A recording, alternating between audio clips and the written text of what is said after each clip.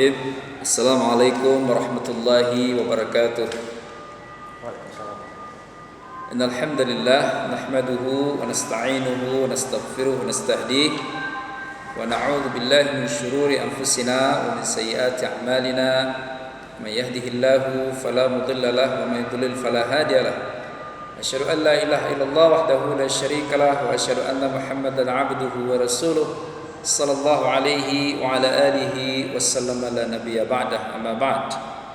Ikhwatal iman, jemaah yang dimuliakan Allah Subhanahu wa taala, puji dan syukur kehadirat Allah Subhanahu wa taala atas limpahan rahmat dan nikmatnya kepada kita semua. Wabil khusus rahimakumullah, insyaallah kita akan segera memasuki bulan suci Ramadan. Tinggal menunggu sidang isbat dari Kementerian Agama. Tetapi banyak orang yang mengatakan insyaallah nanti malam kita akan mulai bersolat tarawih pada isya, dan berarti berkumandangnya azan maghrib pada hari ini itu penanda bahwa kita sudah memasuki hari pertama di dalam bulan Ramadan. Nikmat yang besar dari Allah Subhanahu wa taala, dan nikmat ini harus terus menerus kita syukuri, sebagaimana Allah Subhanahu wa taala mengingatkan kita, la in syakartum la azidannakum wa la in kafartum inna adzabi lasyadid. Jika engkau bersyukur, maka insyaallah Allah akan tambahkan nikmatnya. Tetapi jika engkau kufur, maka sesungguhnya azab Allah Subhanahu wa taala sangatlah besar. Rahimakumullah. Maka dalam kondisi seperti ini, di mana pada hari-hari ini kita sedang diuji oleh Allah Subhanahu wa taala dengan ujian yang cukup berat. Rasa-rasanya belum pernah seperti ini, sampai-sampai masjid sepi, padahal kita sudah akan memasuki bulan ibadah, di mana biasanya semua aktivitas terkonsentrasi di rumah-rumah Allah Subhanahu wa taala. Namun rahimakumullah, apapun itu semuanya adalah bagian dari apa yang sudah ditakdirkan, yang sudah ditentukan oleh Allah Subhanahu wa taala. Maka tugas kita adalah menerima ketentuan Allah Subhanahu wa taala itu dan meresponnya dengan benar. Dan itulah salah satu bentuk tanda syukur kita kepada Allah Subhanahu wa taala. Nah, rahimakumullah, apa saja yang kita perlu perhatikan ketika nanti insyaallah kita masuk ke dalam bulan Ramadan? Tentunya banyak sekali amal-amal ibadah, keutamaan-keutamaan baik yang disampaikan oleh Allah Subhanahu wa taala maupun kemudian yang dijelaskan dan diteladankan oleh Rasulullah sallallahu alaihi wasallam di dalam hadis-hadisnya.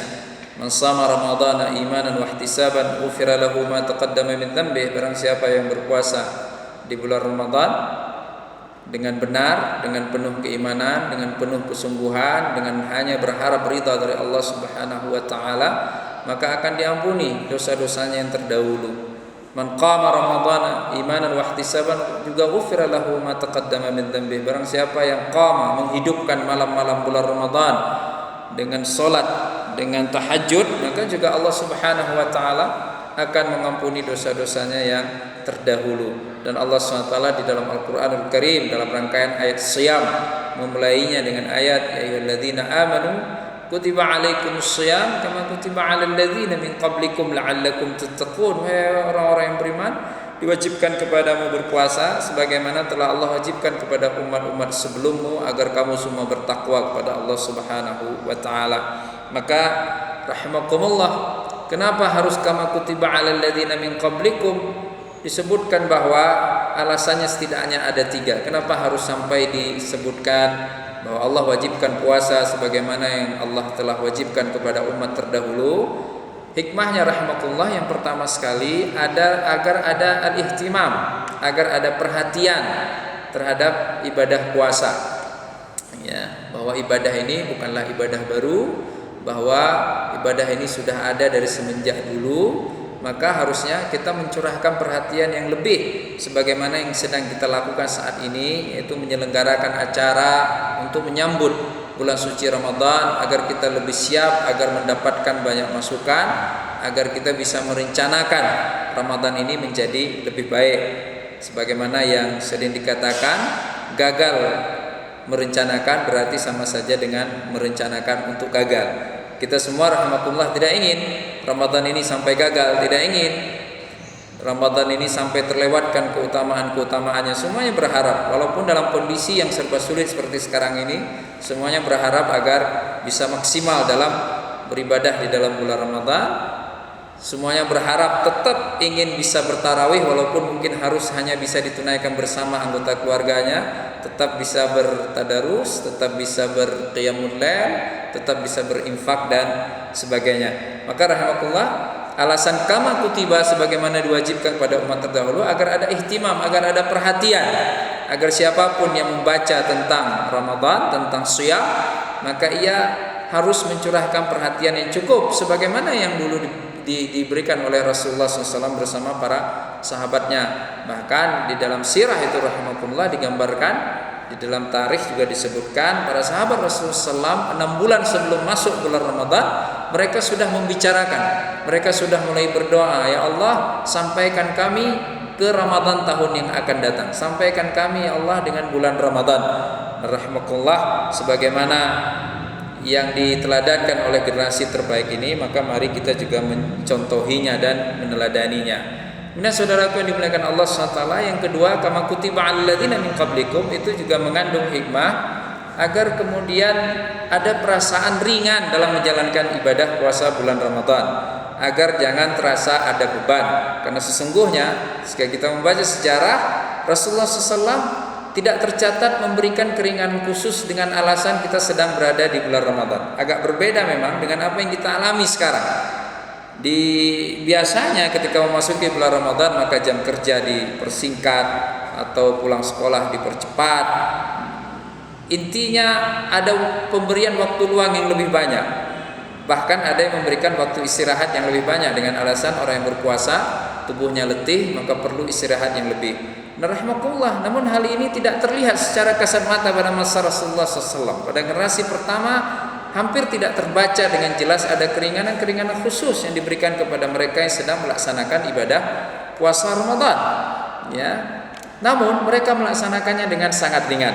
Nah, Allah SWT dalam ayat ini, kama kutiba 'alal ladzina min qablikum, ketika kita mencoba untuk membuka lembaran syariat puasa yang berlaku pada umat-umat terdahulu, maka kita akan membaca betapa rumit dan sulitnya puasa mereka.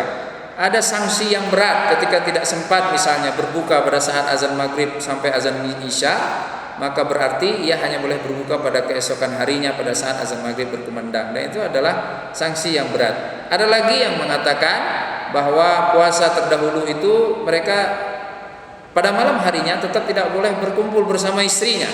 Nah rahimakumullah, sementara puasa bagi umat Islam adalah puasa yang sangat ringan. Kita hanya harus menahan lapar dan dahaga dari semenjak terbitnya fajar sampai kemudian terbenamnya matahari. Di malam harinya semuanya kembali menjadi normal. Bagi yang terlambat berbuka, tidak sempat berbuka langsung pada saat azan maghrib berkumandang, ia tetap memiliki kesempatan untuk berbuka sepanjang malam. Nah saudaraku yang dimuliakan Allah Subhanahu wa ta'ala, ini adalah keringanan-keringanan yang Allah SWT berikan untuk kita. Bahkan mereka yang sedang dalam perjalanan, maka ala safarin, ya, dalam perjalanan atau dalam keadaan sakit, maka dia tidak perlu berpuasa pada hari itu dan cukup menggantinya pada hari yang lain. Yuridullahu bikumul yusra, Allah tegaskan dalam Al-Quranul Karim, Allah menginginkan kemudahan, wala yuridu bikumul us, Allah tidak menginginkan kesulitan.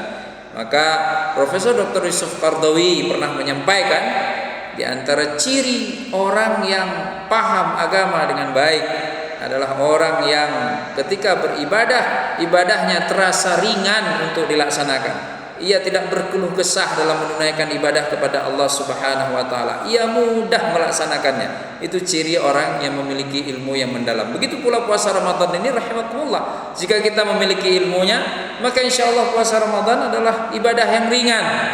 Yang penting kita terus mempelajari, terus menggali segala seluk-beluk tentang pelaksanaan ibadah puasa ini.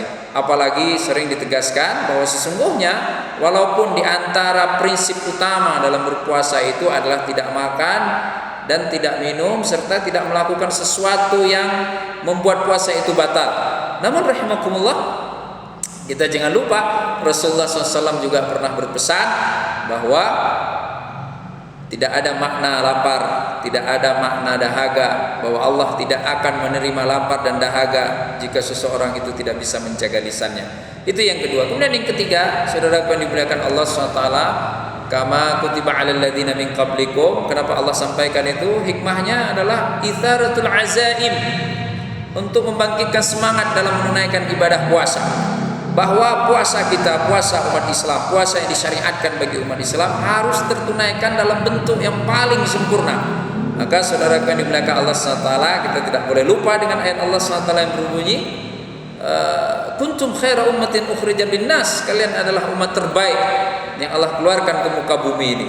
Nah, ketika kita dianggap oleh Allah Subhanahu wa taala diberikan kemuliaan sebagai umat terbaik, maka maknanya saudaraku yang dimuliakan Allah Subhanahu wa taala berarti harus terbaik pula dalam hal berpuasanya.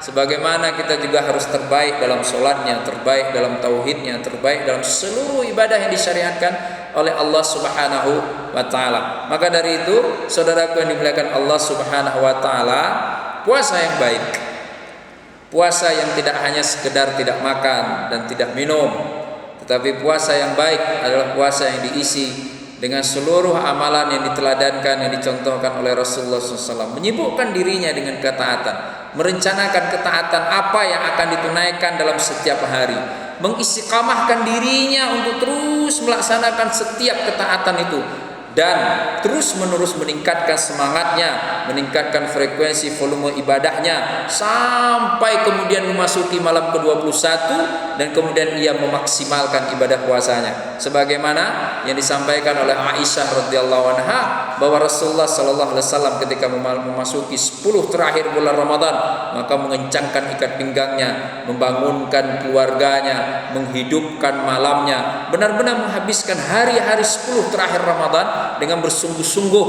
maksimalkan ibadah kepada Allah Subhanahu wa taala.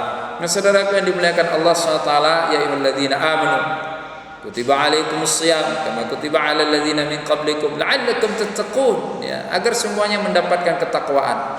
Tentu sudah barang tentu yang mau berpuasa dengan benar adalah mereka yang beriman, yakin kepada Allah Subhanahu wa taala, dan yang bisa melaksanakan seluruh rangkaian ibadah puasa dengan benar. Sudah berat tentu mereka yang takwanya baik terhadap Allah Subhanahu wa taala. Namun rahimakumullah, kenapa kemudian Allah Subhanahu wa taala tetap menutup ayat ini dengan la'allakum tattaqun? Keterangannya dari hadis Rasulullah SAW, as-siyamu junnah, kata Nabi. As-siyam junnah, yang berarti as-siyam itu adalah wiqayah. Puasa itu adalah perisai, puasa itu adalah pelindung. Salah satu akar kata dari tattaqun juga dari kata wiqayah, yaitu perlindungan. Nah, saudara yang dimuliakan Allah SWT, kita sampailah pada jenis ibadah yang ibadah itu oleh Rasulullah SAW ditegaskan sebagai ibadah yang melindungi. Nah, melindungi dari apa? Setidaknya saudaraku ini bisa menjadi indikator, Bapak Ibu sekalian, bisa menjadi indikator kualitas puasa yang kita akan tunaikan di dalam bulan suci Ramadan. Melindungi yang pertama sekali